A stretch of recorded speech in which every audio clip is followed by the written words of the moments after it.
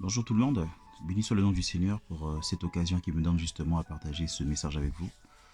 Alors le message que je tiens juste à vous partager se trouve dans le livre de Jean, le chapitre 13 du verset 37 à 38. Je lis la parole de Dieu. Pierre lui dit, Seigneur, pourquoi ne puis-je pas te suivre maintenant? Je suis prêt à donner ma vie pour toi. Jésus lui répondit, es-tu vraiment prêt à donner ta vie pour moi? Eh bien, je te le déclare, c'est la vérité. Avant que le canque chante, tu auras prétendu 3 fois ne pas me connaître. Amen. Alors, ce passage nous parle de Simon-Pierre. Simon-Pierre, comme vous le savez, était un homme appelé du Seigneur. Simon-Pierre a marché longtemps avec le Seigneur durant le ministère du Seigneur. Simon-Pierre était. Simon-Pierre a marché, a mangé, a écouté les enseignements du Seigneur, a participé aux miracles du Seigneur. Il savait qui était le Seigneur Jésus. Il savait. Il savait ce que ça impliquait que de suivre le Seigneur. Du moins, il pensait. Mais tout le long justement de son parcours avec le Seigneur, cette personne-là qui aimait le Seigneur a fini par le renier. Vous me demanderez comment ça se fait que cet homme justement qui aimait le Seigneur, en parole également en acte, comment a-t-il pu renier le Seigneur? Je vous inviterai dans ce cas à lire justement, à répondre à vos questions toujours dans le livre de Jean, le chapitre 18 au verset 10. Ce passage d'accord montre simplement la tâche en fait de Simon-Pierre lorsqu'on vient arrêter Jésus et qu'il manifeste, c'était en parole qu'il disait aimer le Seigneur, mais il a manifesté justement un acte parce qu'il était contre. Donc c'était un acte d'accord de défense pour dire qu'il aimait que Jésus également en acte, pas seulement en parole. Mais seulement, il n'avait pas saisi en fait le caractère même d'accord de ce que c'est que le sacrifice, de ce que c'est que aimer quelqu'un profondément. C'est pourquoi je vous invite à lire justement dans Jean chapitre 18 au verset 10. Simon-Pierre avait une épée. Il la tira, frappa le serviteur du grand prêtre et lui coupa l'oreille droite. Ce serviteur s'appelait Malchus. Ça répond justement à la question posée tout à l'heure. Si réellement Pierre aimait le Seigneur, pourquoi, en parole et en acte, pourquoi alors il a renié? Vous savez, aujourd'hui, nous sommes nombreux justement à avoir donné notre vie au Seigneur. Nous avons écouté, comme j'ai dit tout à l'heure, nous avons écouté, nous avons cru. Mais nous n'avons pas saisi le caractère même d'accord de ce que c'est que donner sa vie au Seigneur. Qu'est-ce que c'est que donner sa vie au Seigneur? Nous nous vantons les mérites pour dire que oui, nous avons un héritage en Jésus. Nous sommes co-héritiers avec Christ. Nous connaissons notre héritage, de ce que nous avons en lui, de ce qu'il nous a donné. Nous savons, mais est-ce que nous connaissons vraiment le Seigneur? Est-ce que nous savons vraiment qui il est? Qui il est? Est-ce que nous savons vraiment ce qu'il attend de nous? Est-ce que nous savons vraiment ce que c'est que aimer le Seigneur? La Bible dit, Dieu a tellement aimé le monde qu'il a donné son Fils afin que tous ceux qui croient en lui aient la vie. Le témoignage d'amour profond d'accord, de jeu d'accord, est parti d'accord du fait qu'il a donné. Et c'est un sacrifice. L'amour, c'est donner.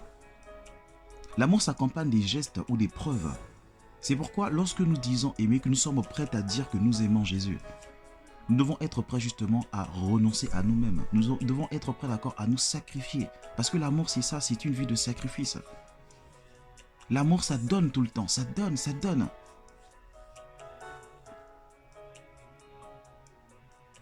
C'est pourquoi Pierre, bien qu'il aimait Jésus, même quand on l'a arrêté, c'était le seul d'accord qui est resté, qui a suivi jusqu'à où on en est Jésus. Il était là. Il aimait Jésus. Il aimait son Seigneur.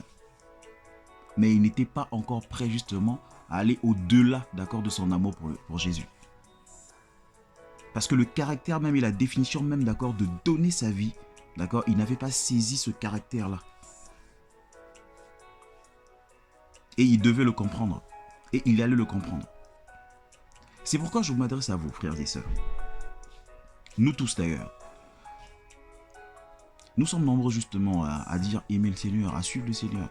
Mais sachez une chose, c'est qu'il y a au-dedans de nous justement, d'accord, si on regarde le caractère de Simon-Pierre qui a renié Jésus 3 fois, nous l'avons renié tellement de fois. Lorsque nous regardons nos vies, nous pouvons faire une analyse pour dire combien de fois, ou même jusqu'à l'instant, combien de fois est-ce que je renie le Seigneur dans ma vie. Je me dis chrétien, enfant de Dieu, serviteur. Mais n'est-ce pas quand je suis dans l'impudicité que je renie Jésus? Quand je suis dans le mensonge, n'est-ce pas que je renie Jésus? Quand je suis dans la pornographie et la masturbation, n'est-ce pas que je renie Jésus? Quand je suis dans les calomnies, quand je suis dans les mésaventures, quand je médite sur les autres, quand j'ai la colère, de la haine dans mon cœur, pour un frère, pour une sœur, pour les parents,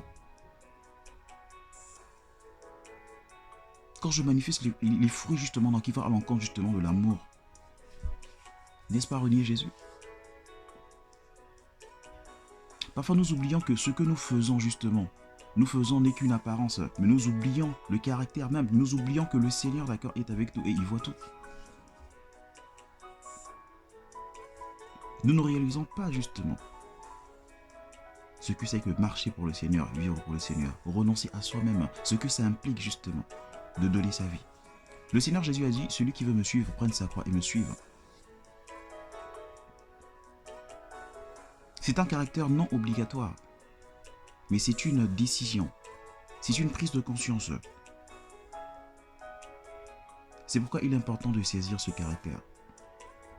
Il ne sert à rien d'accord de se dire que je suis dans le Seigneur et tout ça. C'est pourquoi le Seigneur va dire justement que nombreux m'appelleront Seigneur, Seigneur.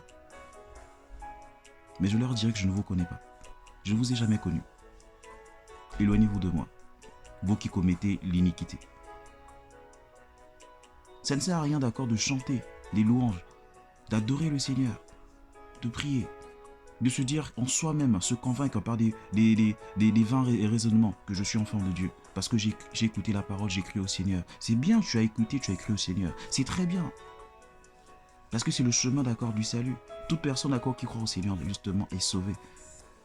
Mais sachez que notre foi, justement, doit produire, justement, d'accord, les fruits de la repentance.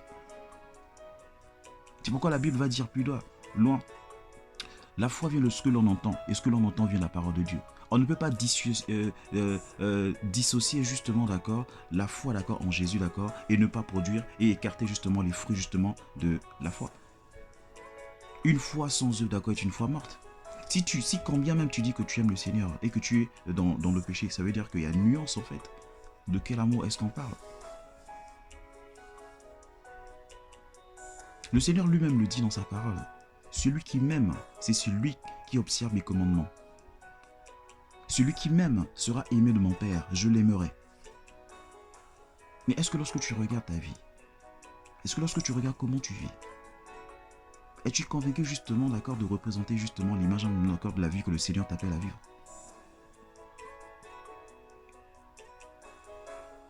Ne te laisse pas convaincre, d'accord, dans tes raisonnements, non. La vie avec le Seigneur, c'est pas dans le raisonnement. C'est dans ce que dit la parole de Dieu. Qu'est-ce que Jésus dit dans sa parole? C'est être aligné justement sur le chemin de la justice, lui qui est le chemin, la vie et la vérité. Parce que si tu demeures dans le péché, tu n'es pas dans la vérité. Si tu demeures dans les ténèbres, tu n'es pas dans la lumière. La lumière, c'est la justice de Dieu. Pierre n'avait pas compris. Donner sa vie, renoncer à soi-même, vivre pour le maître, être prêt à mettre sa vie sur table pour quelqu'un. Jésus a dit dans sa parole, je donne ma vie parce que je vous aime. C'est pourquoi je donne ma vie. Donner, se sacrifier. C'est ça, le caractère même d'accord de saisir qu'est-ce qui est la vie chrétienne. Qu'est-ce qui est donner sa vie à Jésus. Renoncer à soi-même. Alors que nous sommes nombreux justement à ne pas avoir renoncé à nous-mêmes. Nous disons savoir, nous reconnaissons qu'effectivement nous avons accepté Christ, mais nous ne renonçons pas à nous-mêmes. Nos habitudes sont toujours là. Nous ne faisons aucun effort. Alors que le Seigneur a dit, venez avant vous tous qui êtes fatigués et chargés, je vous donnerai du repos. C'est lui qui nous soulage justement, d'accord, de ce qui est dans notre cœur. Tout ce qui, d'accord, influe notre personne afin que nous ne vivons pas cette vie de sainteté. Lui nous invite justement à lui offrir ça, à lui donner, pour que lui nous en débarrasse. Mais il y a certaines choses dont nous ne voulons pas nous éloigner, nous ne voulons pas nous en débarrasser. Pourquoi? Parce qu'elles font partie de nous et nous voulons qu'ils soient toujours là. Des péchés mignons, comme on le dit. Mes frères et sœurs, c'est pourquoi je viens te demander. Et tu regardes ta vie aujourd'hui. Aujourd'hui.